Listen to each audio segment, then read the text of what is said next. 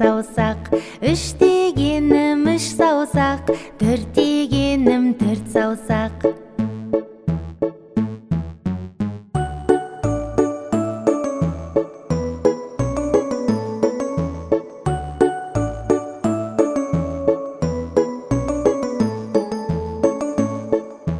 Бес дегенім бес саусақ, алты дегенім алты саусақ, жеті дегенім жеті саусақ, сегіз дегенім сегіз саусақ, тоғыз дегенім тоғыз саусақ, он дегенім он саусақ.